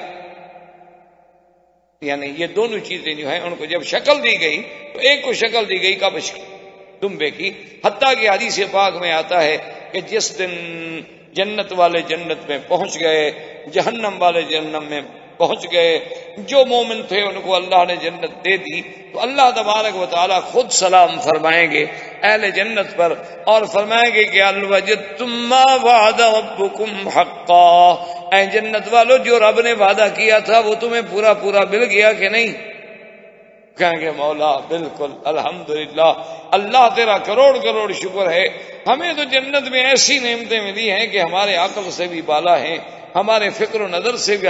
اللہ فرمائیں گے کہ اچھا اب دیکھو اب تمہارے سامنے ہم فیصلہ کرتے ہیں، ثم یجاء بالموت، پھر موت کو لایا جائے گا فی صورت کبش، کہ وہ اسی مینڈے کی شکل میں ہوگی۔ اللہ حکم دیں گے فرشتوں کو کہ اس موت کو اب ذبح کر دو، موت کو ذبح کر دیا جائے گا۔ اللہ فرمائیں گے اب جنت والوں کو کہہ دو کہ لا موت بعدہ، اب کوئی موت نہیں، ہم نے موت کو ذبح کر دیا، ختم، اب پھر موت نہیں آئے گی اور تم ہمیشہ اب جنت میں رہو گے، حیات لا موت بعدہ، جس کے بعد کوئی موت نہیں۔ جہنم والے بھی ہمیشہ جہنم میں رہیں گے، اللہ یموت فیہا ولا یحیا، نہ ان پہ موت آئے گی، نہ مریں گے نہ جیئیں گے، لیکن مریں گے نہیں، کیوں موت تو مر گئی۔ تو اس لیے بعض علماء نے فرمایا کہ وہ حیات جو ہے جس کو اللہ نے ایک مادہ گھوڑی کی شکل میں پیدا کیا، اچھا اس کی صفت یہ تھی کہ لا یرکبھا الا الانبیاء او جبرائیل، کہ اس جانور پہ ما سوا نبی کے یا جبریل کے کوئی سواری بھی نہیں کر سکتا. وہ حیات جس کو حیات کو شکل دی گئی تھی اس پر اگر سواری کر سکتے تھے تو صرف انبیاء علیہم السلام یا جبریل. اور اس کی شان کیا تھی کہ ما وطأت علی شیء الا احیت، کہ وہ سواری وہ جانور کی صفت یہ تھی کہ جس جگہ پر اس کا قدم آتا تھا وہ نیچے والی چیز اسی وقت زندہ ہو جاتی تھی. کوئی بوٹی ہے، کوئی گھاس ہے، کوئی چیز ہے، بس اس جانور نے قدم رکھا اور وہ فوراً، کیونکہ وہ تو حیات ہے. تو حیات جہاں آئے گی لازمی بات ہے کہ وہاں زندگی آئے گی. اور یہی وہ جانور تھا جس پہ جبریل آتے تھے سامری کو پالنے کے لیے، اور سامری دیکھتا تھا کہ یہ کیا چیز ہے کہ یہ جانور جہاں قدم رکھتا ہے وہ جگہ زندہ ہو جاتی ہے. تو اس بدبخت نے کیا کیا کہ جبریل جب چلے گئے تو اس جانور کے پاؤں کے نشان جو تھے وہاں سے مٹی اٹھا کے محفوظ کر لی. اور جب اس نے بعد میں وہ بت بنایا، وہ بچڑا بنایا سونے چاندی کو گلا کر، تو وہی مٹی اس کے اندر ڈال لی، وہ زندہ ہو گیا تو آواز دینے لگ گیا. تو اب اس نے قوم کو دھوکہ دیا. انہوں نے کہا بھی یہ کیا سونے کی چیز اور اندر سے آواز آتی ہے. کہا ذا الہکم و الہ موسیٰ، یہ تمہارا بھی خدا ہے اور موسیٰ کا بھی خدا ادھر ہے. موسیٰ علیہ السلام تو بھول کے اسے طور پہ ڈھونڈ رہے ہیں، خدا تو یہاں ہمارے پاس آیا ہوا ہے. اب قوم جناب حیران ہو گئی، کیونکہ قوم کو جب کوئی آدمی شعبدہ بازی دکھا دے نا، اسی لیے آپ نے دیکھا نا کہ پیروں کے چکر میں زیادہ آ جاتے ہیں. علماء کی بات کیا ہے 10 سال سنتے رہیں، زیادہ سے زیادہ مہربانی کریں تو کہہ دیں گے کہ اچھا یار موری آدمی ہے، پڑھا لکھا لگتا ہے. اور مرشد جو ہے وہ بالکل الحمدللہ جاہل ہو، جاہل مطلق ہو، بلکہ کودن ہو، تو پھر بھی کہیں گے جی آخر مرشد ہے نا، مرشد زیادہ ہے. ان کے بڑے حضرت ہمارے مرشد تھے، ہمارے والدین کے بھی پیر تھے. اب دیکھیں نا آخر ہمارے خاندان ان کا مرید چلایا، تو ان کے آگے حضرت نیاز تو کرنی ہے، نظر نیاز تو پیش کرنی ہے، کیونکہ ہمارے خاندانی مرشد ہے. بھئی یہ تو بالکل جاہل. انہوں نے کہا جی جاہل ہو کچھ ہو کوئی بات نہیں، لیکن ہے تو بڑے بزرگوں کی اولاد نا. وہ ایک مسئلہ مشہور ہے نا کہ ایک آدمی گیا لکھنؤ. آپ لکھنؤ کو تو جانتے ہیں، اس میں شیعہ بڑے ہوتے تھے، اب بھی ہوتے ہوں. تو وہاں جناب اس کو ایک آدمی ٹرین میں جو اکٹھے ہو گئے تو آپس میں تعارف ہوا. اس نے پوچھا کہ سرکار آپ کا اس میں گرامی؟ نے کہا جی خاکسار کو تو قلب علی کہتے ہیں. لکھنوی لوگ بڑے نازک ہوتے ہیں نا، بڑے نازک مزاج ہوتے ہیں ماشاءاللہ. کیلا کھانے سے میرے دانت ہلے جاتے ہیں، وہ ایسی نازک اللہ کی مخلوق ہے. ہم تو جاتے ہیں نا، ہمارے تو خیر دوست ہیں، ساتھی ہیں ہمشیرے، اللہ انہیں خوش رکھے. تو اس نے کہا کہ جناب آپ کا اس میں کیا؟ اس نے کہا خاکسار کو قلب علی کہتے ہیں. حیران ہو گیا، ابھی قلب علی یعنی علی کا کتا. وہاں تو بڑے بڑے نواب گزرے ہیں نا، قلب علی بڑے بڑے نواب بھی گزرے ہیں. اور اب جناب اس نے پوچھا، اس نے کہا نواب صاحب مجھے آپ بڑے پڑھے لکھے آدمی اور بڑے اچھے خاصے آدمی لگ رہے ہیں، یہ آپ نے نام کیسے رکھ لیا قلب علی؟ اس نے کہا بھائی کیا پوچھتے ہو، اعمال تو اچھے ہیں نہیں. ہم نے کہا علی کے کتے بن کے ہی شاید جنت مل جائے، اس لیے ہم نے خاکساری میں ہمارے ماں باپ نے نام جو ہے وہ قلب علی رکھ لیا. انہوں نے کہا حضرت وہاں تو اللہ کا کتا بھی جنت میں نہیں جاتا، تو علی کا کتا کہاں جائے گا؟ اللہ میاں کا قانون وہاں اتنا سخت ہے کہ اللہ میاں اپنے کتے کو بھی وہاں جنت میں نہیں آنے دیتے، جو اللہ نے خود پیدا کیا ہے. تو علی کا کتا کیسے جنت میں جائے گا جب خدا کا کتا باہر کھڑا ہوا ہوگا؟ تو خیر اس بات کے بعد اب نواب صاحب کو خیال آیا کہ میں نے تو شریف سے نام نہیں پوچھا. انہوں نے کہا کہ بھائی آپ کا اس میں گرامی؟ انہوں نے کہا جی مجھے خنزیر اللہ کہتے ہیں. میں نے کہا جی یہ کیسا نام ہوا؟ انہوں نے کہا جی جیسے قلب علی ہوا. اب کتے کا علاج تو خنزیر ہی ہو سکتا ہے، اور کیا ہو سکتا ہے؟ میں کیا نام رکھوں آپ کا؟ یا تو آپ اپنا نام تبدیل فرمائیں، اگر آپ قلب علی رہیں گے تو مقابلے پہ تو خنزیر ہی آ سکتا ہے. تو یہ بہرحال ایسی یعنی کہنے کی باتیں ہیں. اللہ تبارک و تعالی رحمت فرمائے کہ آدمی بس پیر ہے، پیر جو مرضی آئے کہتا چلا جائے. حالانکہ یہ بات نہیں ہوتی. حقائق حقائق ہوتے ہیں، ان کو کبھی تبدیل نہیں کیا جا سکتا، ان کو کبھی بدلا نہیں جا سکتا. ضروری صرف یہ بات ہوتی ہے. اب یہ علماء اور فقہاء کا کام ہے کہ جیسے ایک غواص دریا میں غوطہ لگانے کے بعد اندر سے موتی نکالتا ہے، وہ جب قرآن پڑھتے ہیں، وہ جب حدیث پڑھتے ہیں تو اس سے موتی چنتے ہیں۔ امام شافعی رحمۃ اللہ علیہ ساری رات جاگتے رہے، آنکھیں سوج گئیں۔ صبح شاگردوں نے پوچھا کہ حضرت کیا وجہ ہے؟ فرمایا رات ایک آیت قرآن پہ ساری رات میں جاگتا رہا، لیکن الحمدللہ الحمدللہ صبح کی اذان تک میں نے اس اللہ کی قرآن کی ایک آیت سے 360 مسئلہ سمجھا ہے۔ آپ سارا دن قرآن پڑھتے رہیں، مجھے بتائیں کتنے مسئلے سمجھے ہیں؟ جو پہلے سمجھے انشاءاللہ وہ بھی بھول جائیں گے، کیونکہ ہم نے تو قرآن کو اس لیے پڑھا ہی نہیں نا۔ ہم نے تو قرآن کو زیادہ سے زیادہ ایک وظیفہ سمجھا ہے، منزل پڑھنی ہے، کہتے ہیں برکت ہوتی ہے، یا کوئی بندہ شندہ مر جائے تو چلو بھائی مولوی صاحب کو 2 4 5 10 روپے مل جاتے ہیں، پرانے کپڑے مل جاتے ہیں، مردے کی جوتیاں مل جاتے ہیں، وہ مردے کے اوپر پھرا کے بیچارہ گھر چلا جاتا ہے، چلو روٹی تو بن رہی ہے نا اس کی، پڑا ہوا تو ہوتا نہیں بیچارہ کہ قرآن پڑھ کے لوگوں کو سمجھائے، اس نے اسی صدقے کہانی پہ گزارا کرنا ہوتا ہے غریب نے۔ یا قرآن کا ایک بڑا فائدہ ہمارے ہاں یہ بھی ہے کہ جھگڑا ہو جائے تو بھی قرآن اٹھاؤ، رکھو سر پہ قرآن، تم سچ کہہ رہے ہو، یا میں پیسے رکھتا ہوں قرآن پہ اٹھا لو۔ قرآن صرف اسی لیے آیا تھا اس دنیا میں۔ تو اس لیے اب بات کو سمجھیں کہ اللہ نے قرآن میں کتنا بڑا جامع لفظ ہے، اور میرے مدنی صلی اللہ علیہ وسلم کے لیے اب بعض علماء کہتے ہیں کہ وہی جو جانور جس کو اللہ نے حیات کا رنگ دیا تھا وہی جانور بھیجا گیا معراج میں، اور جو صحیح حدیثوں میں ہے اس میں لفظ ہے براق، اتیت بالبراق فکانت ابیض طویل، حضور نے فرمایا میرے لیے براق لائی گئی، لمبے قسم کا جانور تھا، سفید تھا۔ براق کو براق کیوں کہتے ہیں یاد رکھیں، بعض علماء کہتے ہیں من البرق، کہ براق اس لیے کہتی ہیں کہ جیسے بجلی برق چمکتی ہے، اور سب سے زیادہ دنیا میں تیز رفتار چیز کیا ہے؟ نور ہے، روشنی، تو وہ بھی برق تھی، گویا کہ جہاں قدم پڑتا تھا وہیں پر اس کے، جہاں نظر پڑتی تھی وہاں قدم، اس لیے اس کا نام براق۔ اور بعد میں فرمایا کہ من اللمان، کہ براق اس لیے کہا جاتا تھا کہ اس کا بدن جو ایسا روشن تھا، چمکتا تھا، سفید رنگ کی تھی لیکن ایسی روشن تھی کہ جیسے لائٹیں نکل رہی۔ اور بعض علماء نے فرمایا کہ دونوں باتیں تھی، کہ سفید بھی تھی اور روشن بھی تھی، اور وہ برق کی طرح تیز بھی تھی، کہ اللہ نے اس کی صفت رکھی تھی کہ جہاں اس کی نظر پڑے وہاں قدم رکھے۔ اب حضور فرماتے ہیں کہ جب جبریل علیہ السلام مجھے لائے سوار ہونے کے لیے فشخصت، کہ براق جو تھی نا اس نے کان کھڑے کیا تھا، سرکشی کرنے لگی، تو حضرت جبریل نے فرمایا کہ مارا کی بالی کی قبلہ مثل محمد صلی اللہ علیہ وسلم، تو حضرت جبریل نے فرمایا کہ براق یہ کیا کر رہی، تمہارے اوپر تو آج تک محمد مصطفیٰ جیسا سوار ہی نہیں، آپ پر بڑے بڑے لوگ سوار ہوئے ہیں لیکن محمد مدنی جیسی شان والا کوئی سوار نہیں ہوا ہے، یہ تم کیا شوخی کر رہی ہو؟ حضور فرماتے ہیں فعارقت، اس جانور کو پسینہ آ گیا، وہ پسینہ پسینہ ہو گئی اور گردن ڈال کے کھڑی ہو گئی، اور جبریل علیہ السلام نے مجھے اس براق پر بٹھا دیا۔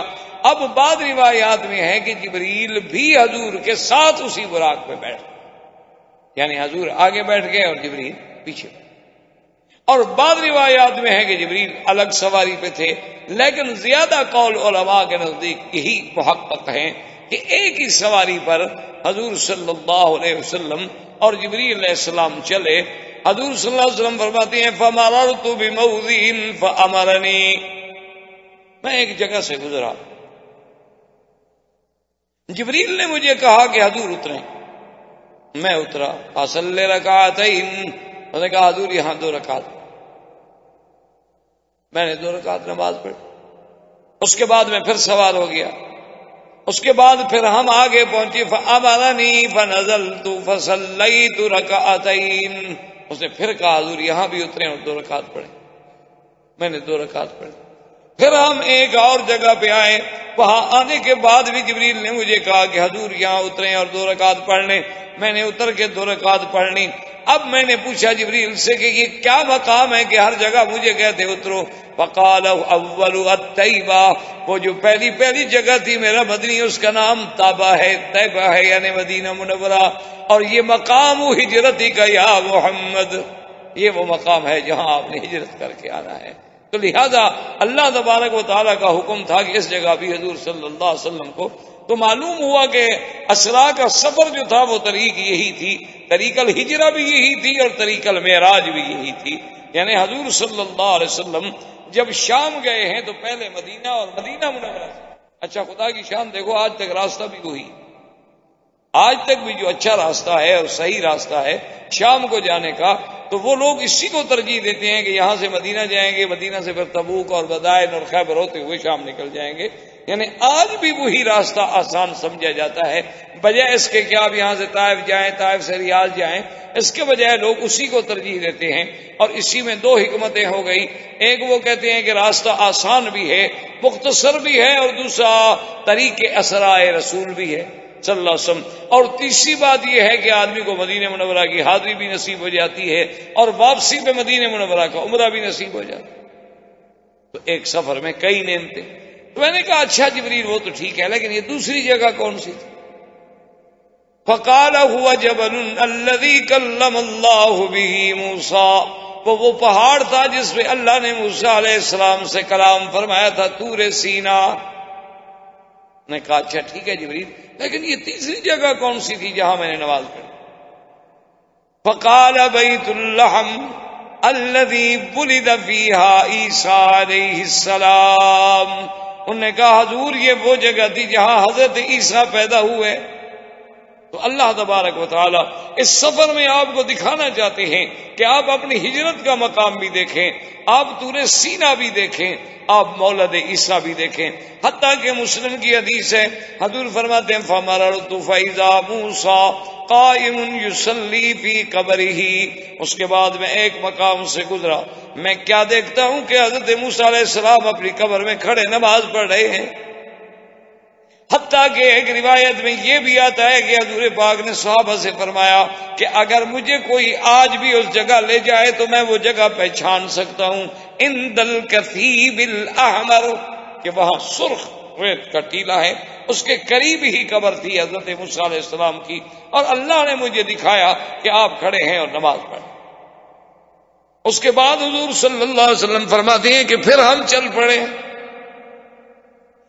پڑے تو آواز آئی دائیں سے کہ ٹھہریں ٹھہریں محمد مصطفیٰ صلی اللہ علیہ وسلم، ٹھہریں ٹھہریں ٹھہریں۔ جبریل نے کہا چلیں حضور چلیں، حضور توجہ نہ کریں، تو حضور چل پڑے۔ تھوڑی دیر گزری حضور فرماتے ہیں کہ بائیں سے آواز آئی یا محمد یا محمد یا محمد صلی اللہ علیہ وسلم، تو جبریل نے کہا حضور امزے چلیں چلیں چلیں چلیں آگے۔ حضور نے فرمایا کہ اس کے بعد میں نے دیکھا کہ امرأۃ حسنہ، ایک بڑی خوبصورت عورت ہے، اتنا جمال کہ کسی کی مجال ہے کہ اس سے نظر اٹھا لے، لیکن میں نے اپنی نظریں نیچی کر لی، اور جبریل نے کہا حمزہ یا رسول اللہ، حمزہ چلے چلے چلے چلے آگے۔ میں نے کہا جبریل آخر یہ کون تھے پکار رہے؟ اس نے کہا حضور اگر آپ دائیں والے کی طرف چلے جاتے نا، وہ یہود تھے، تو آپ کی امت جو ہے وہ یہودیت میں کھو جاتی، اگر آپ بائیں کی بات سن لیتے تو آپ کی امت نصرانیت میں غرق ہو۔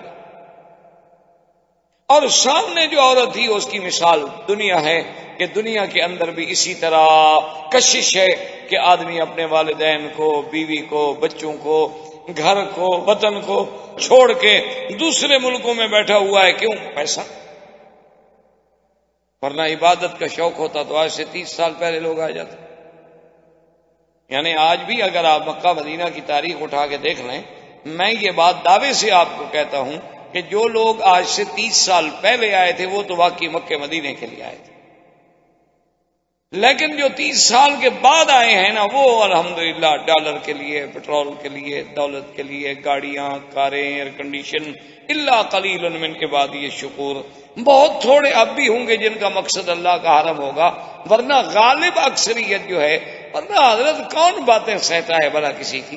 صرف یہی دولت ہے نا جس نے آدمی کو جھکایا ہوا، مجبور کیا ہوا۔ اچھا، اللہ کی شان یہ ہے کہ لوگ بڑے خوش ہوتے ہیں، اب ان کا پیٹرول ختم ہو گیا، اب یہ مقروض ہو گئے، اب یہ ڈوب گئے۔ اللہ کی شان ہے ابھی ایک نیا فیصلہ ہوا کہ ان کی ریت بکے گی۔ ریت، یہ پورا سہارائے آدم جو پڑا ہے نا جی، اس کی پتہ ہے کتنا قیمت طے ہوئی ہے؟ اس کی قیمت تقریباً ہو رہی ہے کوئی سودا شاید جو ہے 3 کھرب ٹریلین ڈالرز میں سودا ہوگا۔ اللہ نے کہا تم قرآن نہ چھوڑو، فکر نہ کرو، ہم ریت کو سونا بنا دیں گے، کیا فرق پڑتا ہے؟ یہ کیا فرق پڑتا ہے؟ تمہیں کون لوٹ سکتا ہے؟ تم نے جب تک میرے قرآن کو نہ چھوڑا کوئی فرق نہیں پڑتا ہے۔ کبھی پیٹرول نکل آئے گا، کبھی سونا نکل آئے گا، کبھی جو تکلیف ہی نہ کرو ریت بیچ دو، لوگ ریت اٹھا کے لے جائیں، تمہیں پیسے دیں اور جگہ خالی کر دیں تاکہ وہاں تم زراعت کرو۔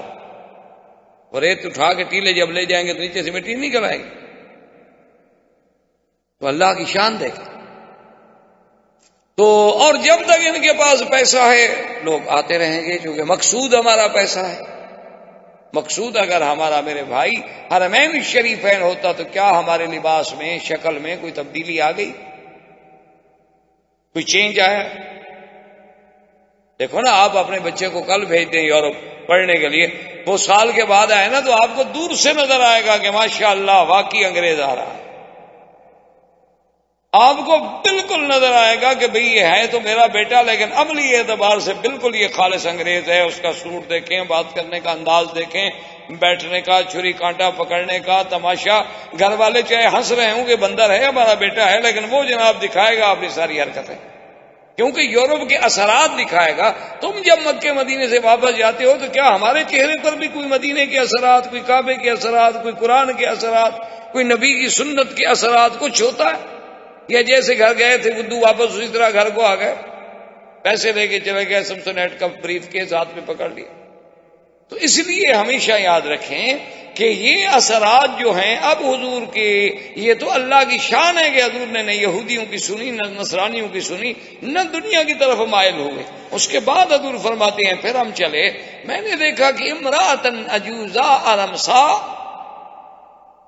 ایک عورت ہے، بڑھیا ہے، بالکل بد شکل ہے، اور اس کی حالت انتہائی خراب ہے، بالکل ایسے کبڑ چکی ہے۔ میں نے کہا جبریل ما ہذہ، یہ کیا بلا؟ انہوں نے کہا رسول اللہ اب یہ دنیا کی کیفیت یہی ہے، اب اتنی ہی باقی رہ گئی، وہ جوانی سے مک گئی، ختم ہو گئی، اب یہ باقی ہے اتنا کہ جوانی کا پورا حصہ دنیا کا زیادہ گزر چکا ہے، اب یہ بڑھاپے کا تھوڑا سا حصہ ہے اور دنیا فنا ہونے والی ہے۔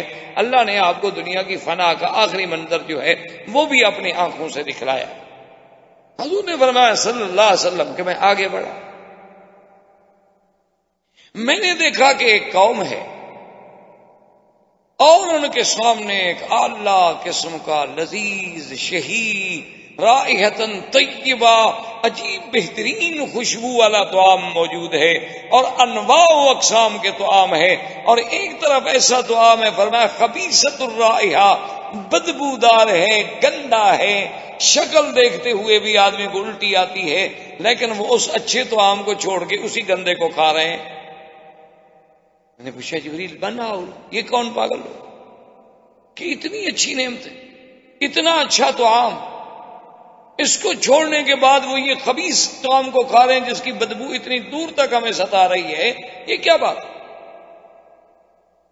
تو جبریل نے فرمایا کہ یا رسول اللہ ہؤلاء زنات قومک، میرا مدنی یہ تیری امت کے وہ زانی لوگ ہیں جو اپنی بیویوں کو چھوڑ کے گندی عورتوں کے پیچھے بھاگتے ہیں، کہ گھر میں پاک عورت ہے، متقی عورت ہے، بیوی ہے جس کی شرافت پر اسے خود یقین، لیکن اس کو چھوڑ کے بازار میں گندی عورتوں، فیشنیبل عورتوں، ایڈز زدہ عورتیں، بیماری والی عورتیں، مریض عورتیں، ان کے پیچھے بھاگتا ہے، دولت خرچ کرتا ہے اور اپنی بیوی کی طرف نظر اٹھا کے نہیں دیکھتا۔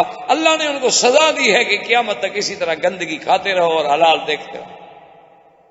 حضور صلی اللہ علیہ وسلم فرماتے ہیں کہ میں حیران ہو گیا کہ میں اس سے آگے دیکھا کہ ایک قوم ہے، ان کے بڑے بڑے پیٹ، اور وہ جناب ایک ایسا دریا ہے جیسے معلوم ہوتا ہے خون کا دریا، اور وہ آتے ہیں اور انگارے لے لے کے اپنے پیٹ میں بھر رہے ہیں۔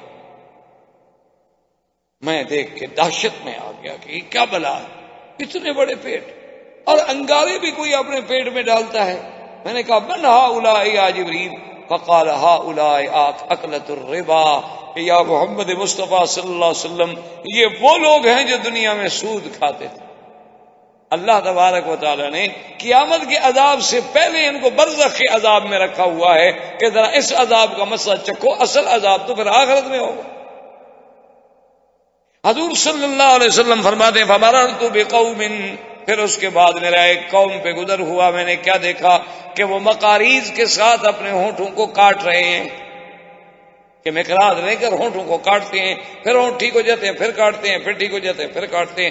میں نے کہا منع فقال هؤلاء خطباء امتک، انہوں نے کہا یا رسول اللہ یہ تیری امت کے وہ خطیب، وہ مولوی، وہ واعظ، وہ مقرر ہیں جنہوں نے حق مسئلہ کبھی بیان نہیں کیا، جنہوں نے حق مسئلے کو چھپایا، اپنے مفادات کے لیے بات کی، لوگوں کو خوش کرنا چاہا کہ یار ایسی بات کرو کہ لوگ زیادہ سے زیادہ اکٹھے ہوں، سچی بات کرو گے تو کوئی بھاگ جائے گا، کوئی نہیں آئے گا، کسی کو تکلیف ہوگی۔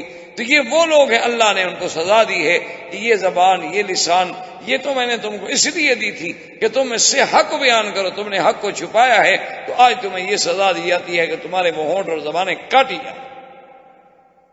حضور صلی اللہ علیہ وسلم یہ سارے منظر دیکھتے جا رہے ہیں، اور اس کے بعد جب قریب پہنچے بیت المقدس کے، حضور صلی اللہ علیہ وسلم فرماتی ہیں کہ فنزل بی جبرائیل، جبریل علیہ السلام مجھے لے کر اس براق سے اترے، فذهب الى الصخرة، ایک بہت بڑا صخرہ، بہت بڑا پتھر تھا، اس کے قریب گئے جبریل علیہ السلام، فجعل باصبعه، اپنی انگلی سے اشارہ کیا تو اس پتھر میں سوراخ ہو گیا، تو انہوں نے اس براق کی رسی کو سوراخ میں ڈال کے اس پتھر سے باندھ دیا۔ اب یہاں پھر علماء نے مسئلے کا استنباط کیا کہ توکل کا معنی یہ نہیں ہے کہ تم یہ کہو ہم اللہ کے گھر میں بیٹھے ہیں، اللہ پہ توکل ہے، اللہ ہمیں دیں گے اور ہم کھائیں گے، نہ، توکل کا معنی یہ ہے کہ محنت کرو اور پھر اللہ پہ توکل کرو، اونٹ کے رسی بھی باندھو، اس کے گھٹنے بھی باندھو، پھر اللہ پہ توکل کرو۔ یہ معنی نہیں ہے کہ سواری کو جنگل میں چھوڑ دو، بیوی کو اکیلا گھر میں چھوڑ دو اور کہو جی بس اللہ حافظ ہے جی، اللہ کا توکل ہے جی فکر نہ کریں جی، مجھے بیوی پہ بڑا اعتماد۔ یہ بات نہیں، اسلام کے خلاف، ورنہ آپ بتائیں کہ کیا براق کی طاقت تھی کہ وہ جبریل سے بھاگ جاتا؟ یعنی وہ جبریل کہ ایک دفعہ صحابہ نے پوچھا کہ حضور 500 سال کا تو سفر ہے آسمان، تو جبریل کتنی دیر میں کرتا ہے؟ آپ نے فرمایا کبھی کبھی تو ایسا ہوتا ہے کہ یضع قدمہ علی السماء والثانیہ، تو پھر ثانیہ کہ پہلا قدم پہلے آسمان پہ، دوسرا دوسرے آسمان، یعنی جیسے ہم سٹیپ بناتے ہیں اسی طرح جبریل کے لیے تو ایک ایک قدم کا فاصلہ۔ تو جس آدمی کے لیے ایک آسمان سے دوسرا آسمان ایک قدم کا فاصلہ ہو، اسی طرح بعض روایات کتب متقدمہ میں آتا ہے کہ جبریل علیہ السلام سے ایک اللہ کے نبی نے پوچھا کہ جبریل تم کتنی جلدی آسمانوں سے زمین پہ آ جاتے ہو؟ تو جبریل علیہ السلام نے کہا کہ اللہ کے نبی، موسیٰ علیہ السلام، حضرت سیدنا یوسف علیہ السلام کو جب ان کے بھائی کنویں پہ کھڑے ہو کے دھکا دے کے کنویں میں گرا رہے تھے تو اس وقت میں 7ویں آسمان پہ تھا، اللہ نے مجھے حکم دیا کہ میرے یوسف کی حفاظت کرو، تو یوسف علیہ السلام کنارے سے پانی تک نہیں پہنچے، میں پہلے پہنچ گیا، جس کی سرعت کا یہ عالم ہو، کیونکہ سب سے، اب تو خیر آپ کی جدید تحقیق بھی کہتی ہے نا کہ سب سے زیادہ تیز رفتار چیز جو ہے وہ روشنی 80 لاکھ میل پتہ نہیں سیکنڈ میں کتنا کرتی ہے، اور جبریل تو مخلوق ہی نور سے ہے، اس کی رفتار کتنی ہوگی؟ وہ تو ہے ہی نور۔ تو اس قسم کے جبریل سے، اور پھر وہ جبریل کہ جس کو اللہ نے قرآن میں فرمایا کہ علمہ شدید القویٰ ذو مرۃ فاستویٰ وَهُوَ بِالْأُفُقِ الْأَعْلَىٰ، اللہ فرماتے ہیں کہ وہ قوت والا، طاقت والا جبریل شدید القویٰ۔ احباب کرام، اس کے بعد اب آپ اس مبارک سلسلے کی CD نمبر 11 سماعت